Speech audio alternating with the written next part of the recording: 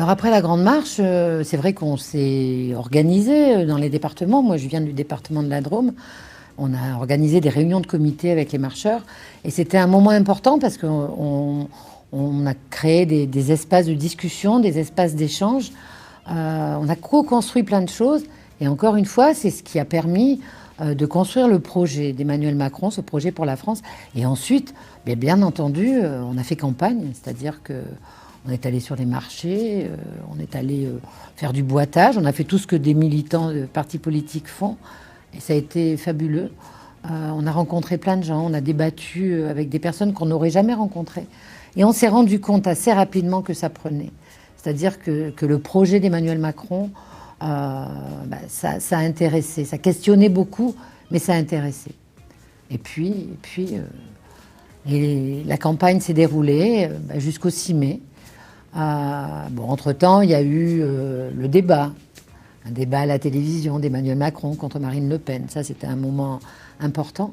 Mais le 6 mai, moi, dans mes souvenirs, c'était exceptionnel. On a vécu ça, on était entre Drômois, on était une centaine dans une toute petite pièce, à un moment où on pouvait être les uns sur les autres.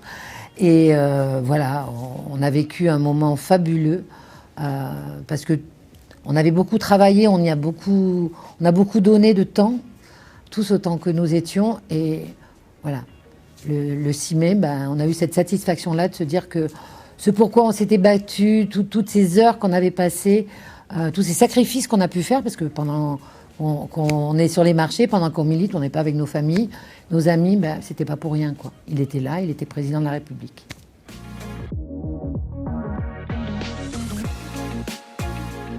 Alors, les Gilets jaunes en Drôme, on a voulu une chose bien particulière. C'est-à-dire que cette colère-là, on l'a entendue, mais on a voulu encore plus l'entendre.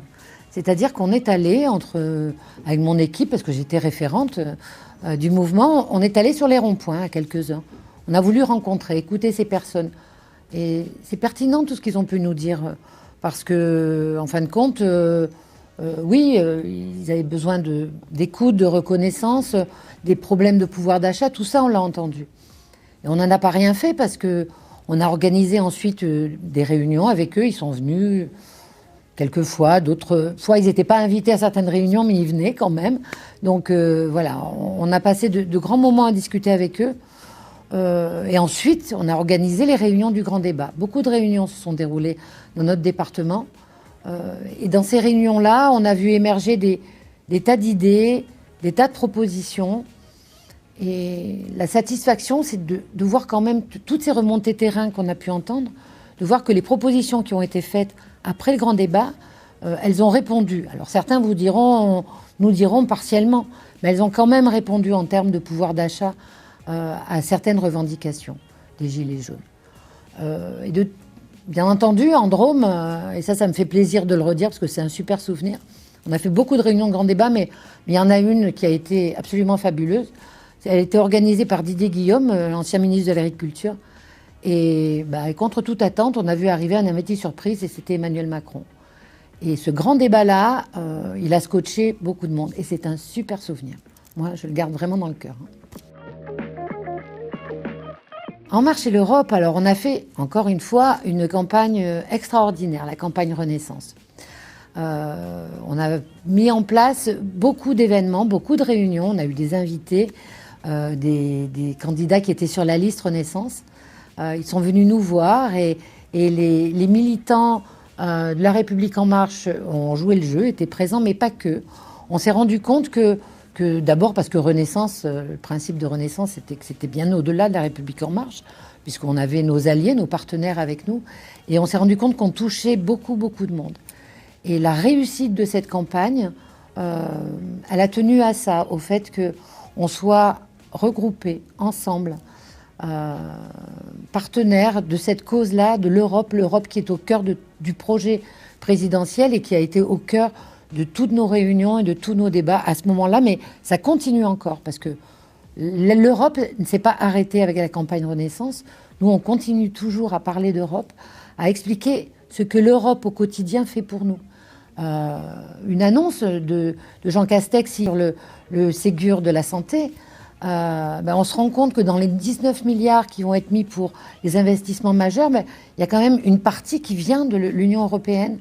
Et voilà, expliquer aux gens sans relâche tout ce que l'Europe fait pour nous au quotidien. Et ça, ce travail-là, on le continue. Moi, je veux bien en reprendre pour 5 ans. En fait, c'est ça, quoi. Oui. Ce quinquennat, il a été compliqué. Enfin, il y a eu beaucoup de choses qui sont arrivées. Mais en tout cas, je trouve que dans tous les moments difficiles, et on en a eu, qu'on a traversé, on s'est rendu compte que d'abord la promesse initiale, elle était respectée. Et qu'en plus, il y a plein de choses qui ont été construites en réaction avec ces moments compliqués que l'on a vécus, qui permettent d'apporter vraiment, vraiment du positif et de changer les choses. Et donc c'est pour ça que moi, j'ai envie d'en reprendre pour 5 ans,